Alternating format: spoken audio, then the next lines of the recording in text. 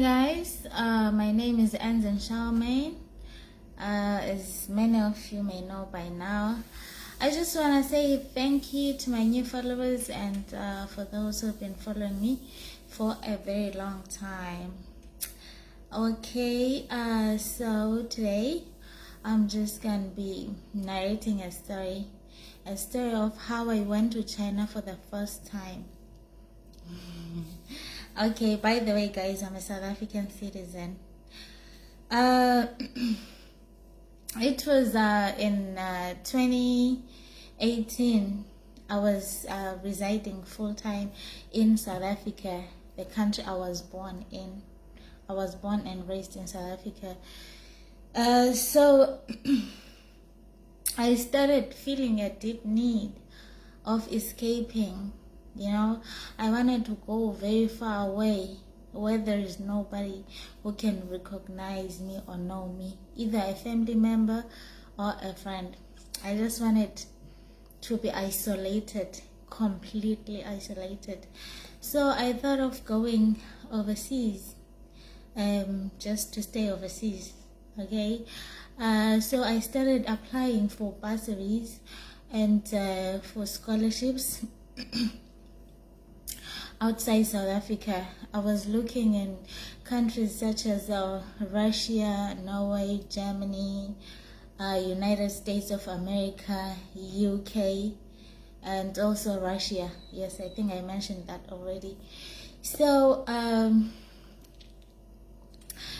I got so much entertained by another Russian scholarship.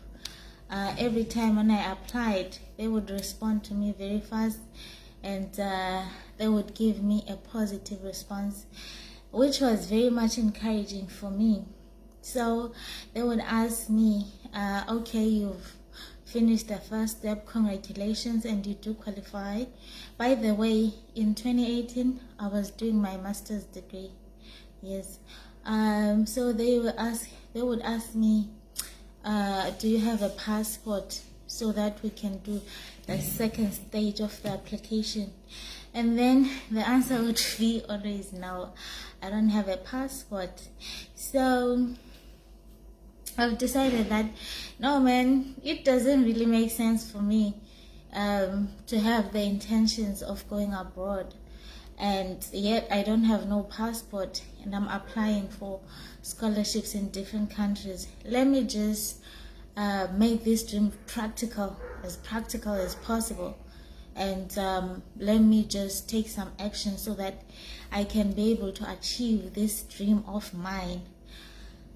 So I applied for the passport. It took about 2 weeks for me to get it, and then I got my passport. And then after I got my passport, I posted it on WhatsApp. I took a photo of it and then I posted it on my WhatsApp status, and then I say that I'm working on getting out of South Africa and I have my passport ready. So another friend of mine, which I was studying with at the same university, actually commented on the post, and then she told me that, wow, congratulations on getting your passport. And she was also surprised that I was working on getting outside South Africa. And then she told me, yeah, you know what, actually there are job opportunities in China, so you can just apply in China for teaching English if you like. Maybe if you don't get scholarships, you can just get out of South Africa easily by going to China or other Asian countries. There is a high demand for English native speakers to go and teach English over there, so you can just apply there. So okay, I was excited that she gave me that information. I started now going on different websites and I researched about it. She told me it's called TESOL, Teach English as Second Language. Okay, I started researching about TESOL job opportunities in China, and then I got so many websites which were accepting South Africans, and I qualified to be a teacher there to teach English, since South Africans are considered as native English speakers in South Africa, although not everybody who stays in South Africa is an English native speaker. For example, as for me, English is my second language.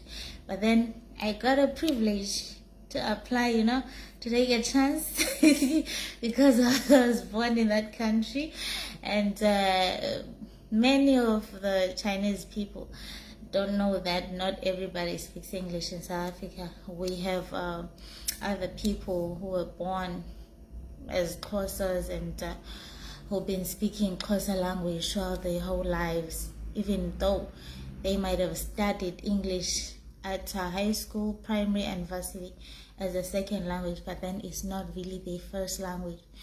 So I was like, okay, let me take a chance. I started applying. Many of the schools, I realized that they required a TESOL certificate or a TEFL certificate. TEFL, teach English as first language. TESOL, teach English as second language. They wanted either of these certificates. So if I could have had one, I could have been covered. So now there was some sort of a barrier for me because I didn't have it. So I started researching around East London schools that can be able to offer this course, and some of them were saying 6 months, and I was like, 6 months, I got my passport now and I'm ready to leave the country. Why do I have to wait for 6 months? No, there should be a way around this, and the course was pretty much expensive, and my university happened to offer the course as well, the TESOL course at University of Fort Hare. It was I believe it was 4 weeks of intensive training, but then you had to pay a lot of money, of which I didn't have that time because I wasn't working as permanent. I was doing my master's, studying, and at the same time I was also doing an internship, so I didn't really have that much money to pay for the course. And so I was like, okay, looks like this is going to be a setback for me, but then let me just keep trying. So I tried looking for different websites, and then I realized on other websites that they didn't require the TESOL certificate. They just wanted you to have the bachelor's degree and to have other paperwork such as your police clearance certificate and your health check as well, of which I will talk about it later. So when I found those, I was so excited to know that not every school in China will actually ask for those certificates from me. And other schools were saying that it's okay if you don't have one. We can hire you, and then when you get over here, then that is when we can offer you a free course. You can study and you can get your certificate from over here. So I was so happy, like, okay, I'll be covered. I got this. So I was called by many different institutions.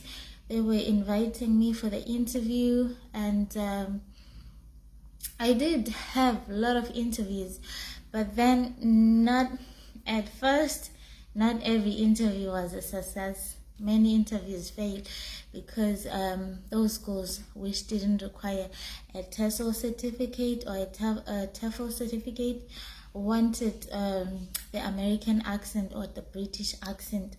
Mind you, by that time I've never traveled to America, and I also have never traveled to the United Kingdom, so in no way I was gonna be able to have American accent or the British accent. I only had a South African accent at that time. Yes, so when I got a lot of those messages that no, we see that you qualify, but then we are asking for American accent or the British accent at this time. We don't hire anybody who have an accent that's different from those. I got so deflated, like my spirit was kind of crushed. Okay, so I told one of my friends that I'm actually trying to get out of the country, but then I'm having some difficulties with the accent, because each and every school that I'm applying at is asking me to have an American accent, of which I'm not an American. Ain't no way I'm gonna have that, and I'm not a British either. So this friend of mine was like, no, like, if this is your goal, if this is your dream, you're just gonna go and get it. Okay, don't be discouraged. Just hustle for your dream. Make it come true. You can make this possible. Just watch American movies. Okay, you will catch the accent. Watch a lot of American movies, and watch a lot of American videos. Then you'll catch it. Try to imitate them as they speak, and then you'll perfect it eventually, and you can schedule your interviews again, and then you can secure the job. I was like, wow, that's a good idea. This is brilliant. This is brilliant. I'm gonna do exactly that. By the way, I can't give up. Like, I have to make this happen. So I started downloading videos on YouTube that were teaching. Sorry.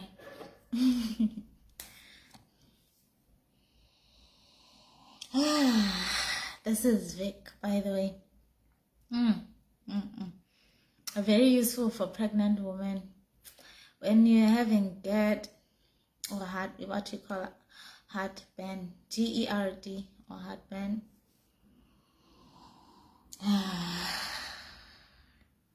Gonorrhea is very helpful, so I just inhale it. It also helps me with coughing, by the way. If I feel like I'm gonna cough, then I just inhale it, and then the symptoms will just vanish. Okay. Yes, where I was. So, okay, I started downloading these videos. I started familiarizing myself with foreign accents. And by the way, I wasn't only looking specifically for an American or British accent. I was just looking for any foreign accent that sounds like nice. Any foreign accent that I thought would be like acceptable in the eyes. So, in the ears, not eyes. You can't see an accent, you can only hear an accent. So I started practicing accent, intonation, and I was really improving, and I was getting better. That's what I thought to myself. So I went back to the field again to just put myself out there. I applied in different institutions when I thought I was actually getting better.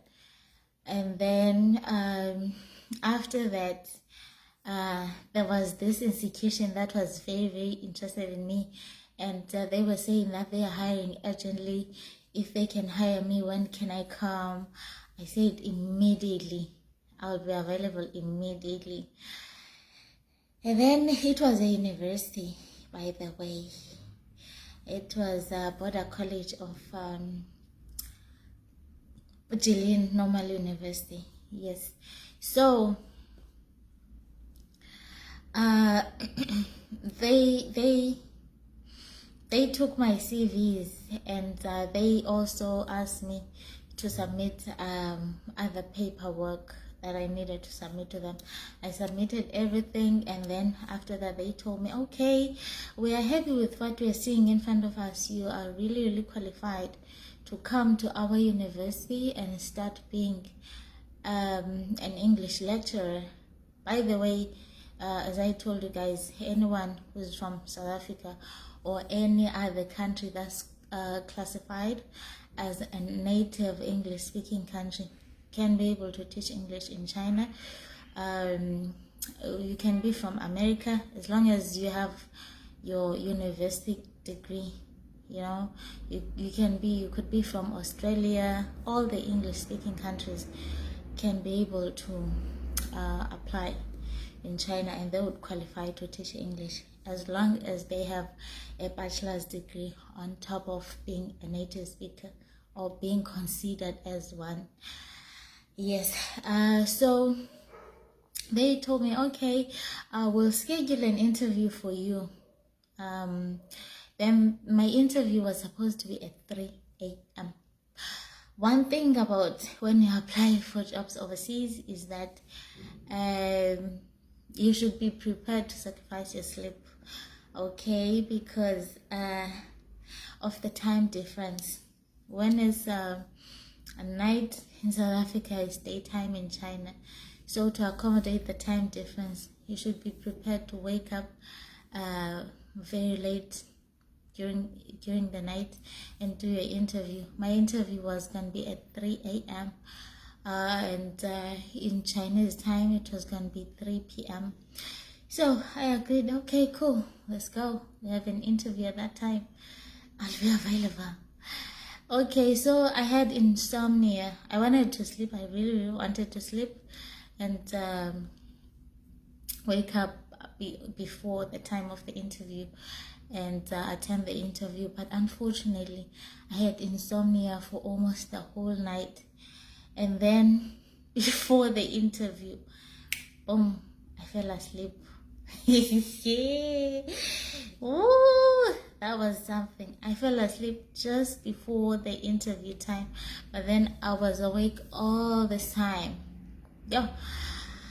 Then when I wake up the next time, the sun is out. Okay, which means that I missed my interview and I didn't see any of the alarm. I didn't hear any of the alarms ringing. So there's no way I was gonna wake up.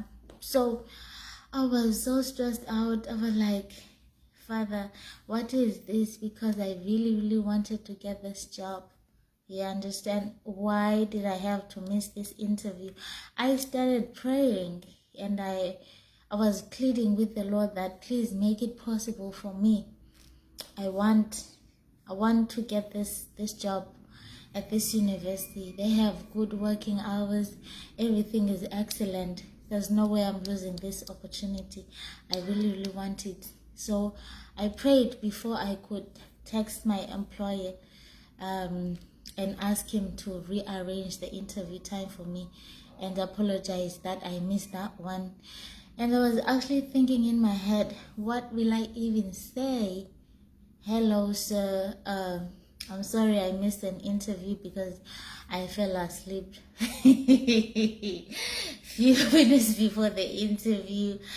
And then I was like, no, that won't make any sense. Like, I would sound like I'm not really serious about this job. I would sound like I'm lazy or something. So I was like, no, there's no way that I'm putting that as an excuse. I'd rather not say anything. I'd rather not provide any reason as to why I missed the interview. So I text my employer, hello, how are you? He say, oh, hello, congratulations, you passed the interview. In my heart, I was like, what? I passed the interview. I didn't even go for an interview. How the hell did I pass? And then I was like, okay, prayer answered here. So I don't need to worry about anything. They probably had a lot of different candidates whom they interviewed, and then out of those candidates, they probably confused the files and ended up picking my name, thinking that they actually saw my face on the interview and they actually spoke to me, but they never did. But then I also went ahead with the flow, okay, because what else would I do? I wanted the job as well. So I was like, okay, I'm so happy that I passed the interview. I didn't ask, oh, where did I do the interview? When? Oh no, it didn't happen. I was like, okay, I'm excited. Let's go. What's the next step? Then he told me, okay, you will just need to prepare your documents, get your police clearance ready, get your health check ready. They whereby you have to go to the doctor, and then the doctor have to check you for the list of diseases that you are free from, certain type of diseases, before you can go to China. Then if you pass that health check, then you can go. They check syphilis, HIV, hepatitis. Is it hepatitis? Whatever. Okay, they check a lot of different diseases. Let me not get into deep details about that because I won't remember. It was in 2018 then. So I went to the doctors. I applied for my PC. I went to the doctors. Everything was good. I passed the health check, and I forwarded everything to them. And then they say that, okay, we'll apply for your work permit notification. They applied for it, and then they sent it back to me. Then they asked me, which embassy would you like to go to? Johannesburg embassy, or would you like to go to Cape Town embassy? And then I was like, okay, I'll go to Johannesburg Chinese embassy. Okay, after that,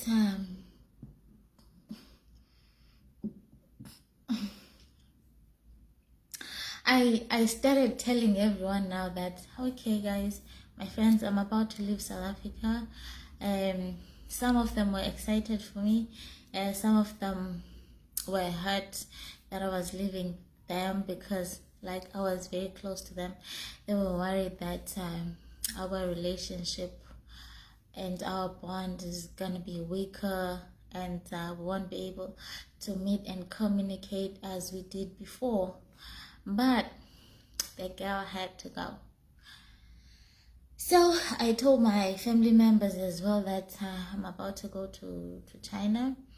I got a job in China. So everyone was asking me, because this thing was new to them, oh, what if the job is not legit? How do you know if this job opportunity is legit or not? By the way, I decided not to mention to anyone that I didn't do the interview because I knew that people would discourage me. They would say it's a red flag, the fact that I didn't do interview, but they just told me that I passed the interview, and they would use it to discourage me, to say it's a scammer. It's a scam, I shouldn't be traveling, I'm going to be trafficked and all that, of which I understood everything that they were saying, that what if this is a scam, what if when you get there you get eaten, what if they traffic you, what if they make you sell drugs, what if they make you sell your own body. And yeah, they had valid points because I was also afraid of getting trafficked because I had the experience of getting trafficked before, but then the Lord had his own ways, and then he saved me from that experience. I didn't want to come across another trafficking, human trafficking experience. So they were saying, oh no, you need to verify this. And also my parents were saying that you need to verify this. Call the government officials in South Africa, let them verify for you if the job is legit or not. But there was no way that you could call any government official and ask them to verify a job that is overseas for you. It doesn't happen like that. Even DICO, Department of International Relations Affairs, they don't get into that business. They just prepare your documents, okay? But then they will never check if a job is reliable for you or not, if you are being scammed or not. Because I remember one time when I traveled to Johannesburg to DICO, Department of International Relations Affairs, to do my documents there before I could actually take them to the Chinese embassy. I asked them, how can I verify if this job is legit or not? They say there is no way they can do that. And they are the department that deals with international relations affairs. So if they couldn't do it themselves, ain't no way that there was any other department in South Africa who could do it for you. So okay, the concerns were growing. So since the concerns were growing, everyone was trying to instill this fear in me that you shouldn't go, otherwise we'll lose you forever. You could lose your own life. A lot could happen. I started to believe it somehow that maybe they are right. So I started calling. I went to Google and then I saw the institution on Google, and then I called the institution. When I called the institution, I asked them, I got a job at this university, and I want you guys to verify it for me and see if this is legit. The job offer that I got is legit. But anytime when I called, they be like, gee.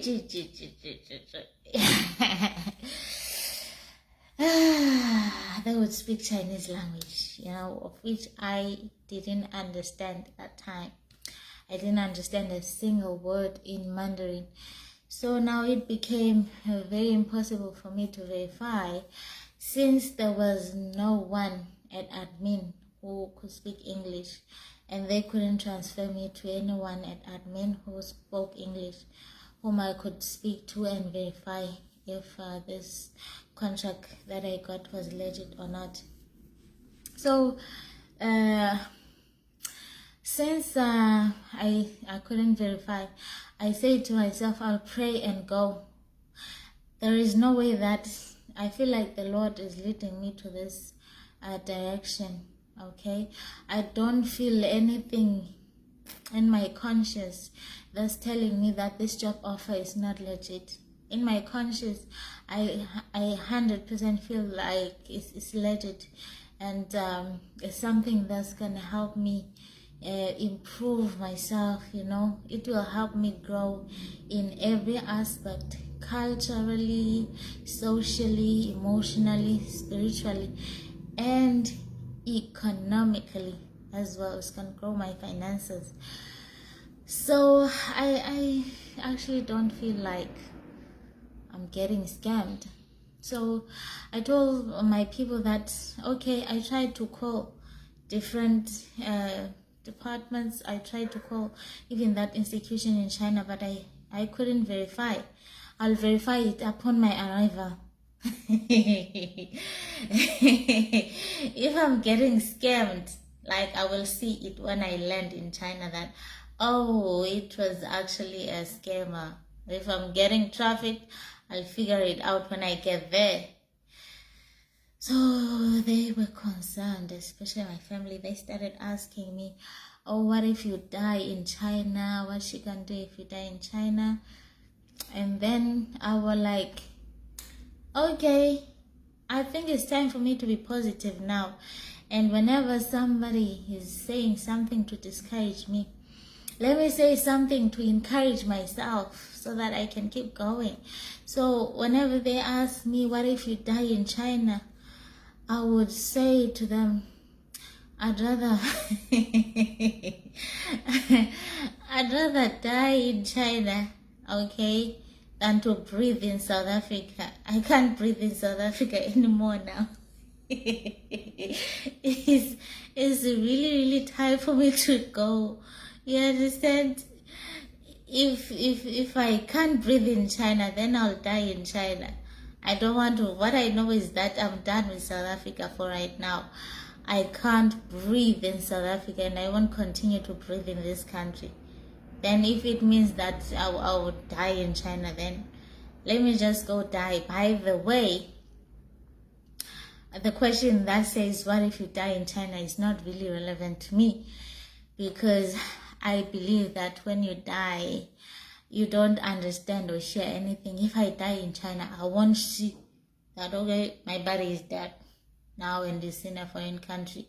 It can't be buried, maybe I'll have to be cremated and be thrown in the sea.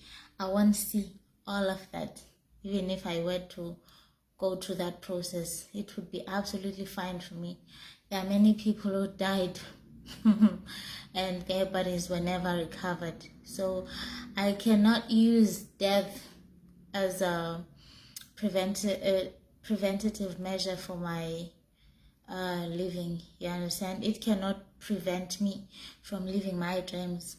Whenever I think about death, death shouldn't prevent me from living. I should be able to live. It shouldn't deprive me of achieving my goals, of pursuing different opportunities, because everyone will die. When your date arrives, I do believe that it doesn't matter if I'm in South Africa, China, America, or whatever country you might be able to think about. If I have to die, I'll just die. That's it. So I also told them that if it's time for me to go, I'll just go, guys. That's it. It doesn't matter where. Even if I don't go to China, if it was my date, something will happen to me whereas I'm in this country. Okay? And I will go. I do believe that the Lord will protect me in China. I will not die. But then if I do, I will not be conscious enough to understand that I actually died. It's like when you are sleeping, you know, not the light sleep, the deep sleep. When you are in a deep sleep, you can't understand that your body is sleeping now. You'll understand it when you wake up, that okay, I was sleeping.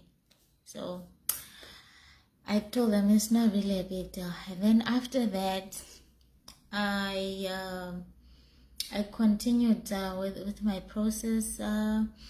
I had to travel to Johannesburg again to get my visa. So I got my visa, and now I was ready to fly to depart to China. By the way, when I got that Chinese offer, there were other offers that I got, but then I had to select one. I got an offer to teach English in the United Kingdom, but then that offer sounded too good to be true to me. That's why I didn't pursue that opportunity, and I didn't apply for the visa and go ahead with the process. And then I got another one in Thailand. In Thailand, salaries are extremely low in Thailand. So since I got 3 offers, I just selected Chinese offer out of every other, because Chinese salary was making sense for me. But then the UK one, they were saying, we'll pay you this amount, and the amount was too big, guys. When I went on Google to search how much teachers are getting paid in the UK, there was no balance. The ones that they were offering for me, it was too high, you understand? And also will give you a free car upon your arrival and free apartment, which didn't make sense to me at that time. I understand. But then I'm not saying that if you get a job up overseas and they are offering free apartment and free car, it's not a legit opportunity, because even in China, the university was actually offering me a free apartment that I can use, whereas I'm still staying in their premises and teaching the students. So I'm not trying to say it's not legit. It can happen, but then the salary is the one that was making me to raise my brows. Like, okay, you're giving me this big salary, and then on top of that, you're trying to tell me that you're gonna give me a free car and a free apartment. Like, the salary was like 3 times higher than what the locals were getting. So that was what was making me to feel a little bit skeptical about the offer, and that's what made me to choose the Chinese one over the other offers. So okay, fast forward. Now they told me, okay, you know what, it's time for you to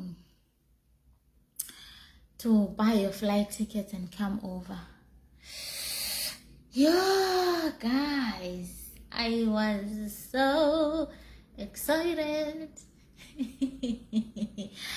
I was very, very excited, okay? Excited.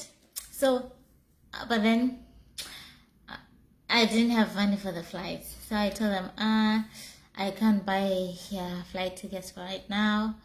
I'll have to raise the funds for flight tickets.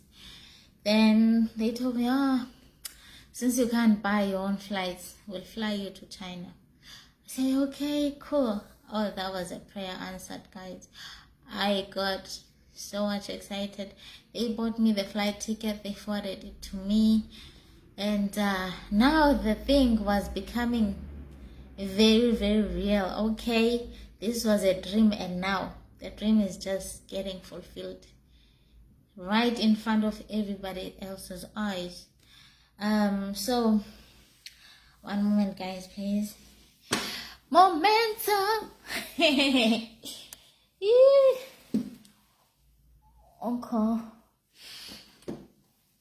So I announced my date. I announced my date of departure to my friends and my family. Okay, they were stressed out. Some of my friends were stressed out because they thought that, okay, I will not be safe in China. This is all a scam. I'll be trafficked. Some bad things can happen to me. And some were not happy simply because they didn't believe that. Hey, what's that?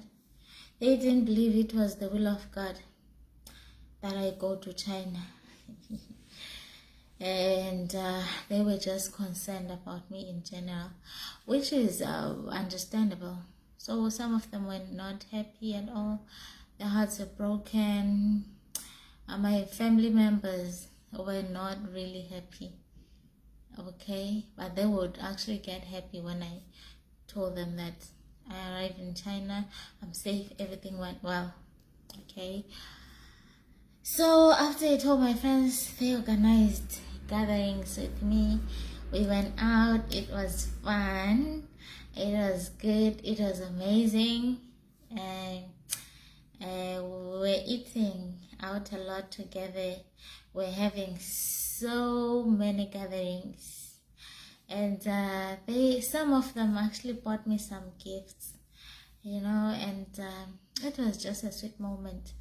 And then upon my date of departure, my friends and my sisters accompanied me, okay, to my transportation from East London to Johannesburg. And then I arrived.